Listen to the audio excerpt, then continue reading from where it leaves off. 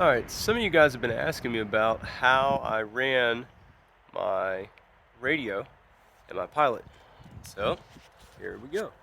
We've got the radio. This could be mounted. This is using the brackets that come with the Midland 275 radio. That's all that's bolting this up right now. Running the wiring down.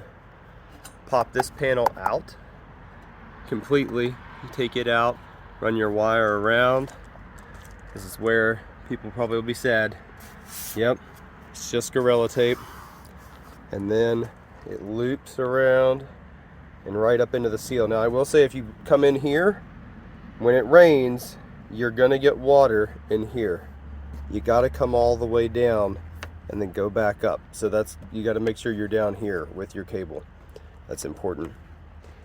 And then I have everything just sitting in the side of the tray back here, bolted in a little clip to the plastic, and then I'm getting power from the 12-volt power back here. It actually runs up underneath, and sorry you can't see it, runs up in here right where you clip it in, and then running behind everything underneath, and then have it just coming out underneath the plastic panel here.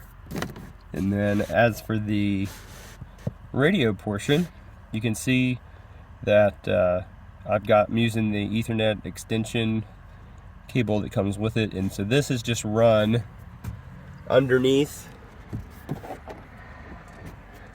Basically it's run up the side here, and then it goes down, it goes underneath the floor mats. Yes, I have kids, that's why I own a Pilot.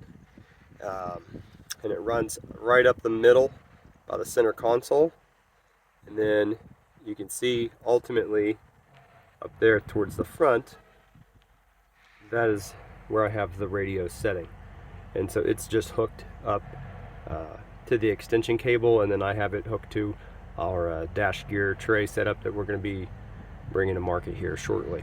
So yeah, that's a pretty simple setup. I'll show you what it looks like up at the driver's seat.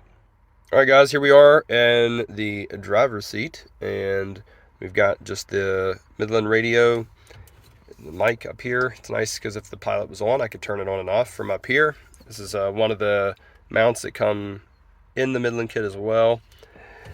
So I just have it resting there, and then as you can see, the kit that I bought the 275 with has that extension, and so the extension comes basically all the way up to the front, which works out nicely. And this cable just kind of sits here and rides here. I haven't had any issues with it. And then the cable is back here. You can see it running right along the side of the seat. Surprisingly, the kids haven't caught up on it or ripped it off of anything at this point. So ultimately, I'll probably just going to leave it like this because I can't see me taking the time to mount it any differently. And it works. So love to know what you guys have set up in yours. If you've got questions or any other questions about my setup, feel free to reach out. And until then, see you guys on the next one.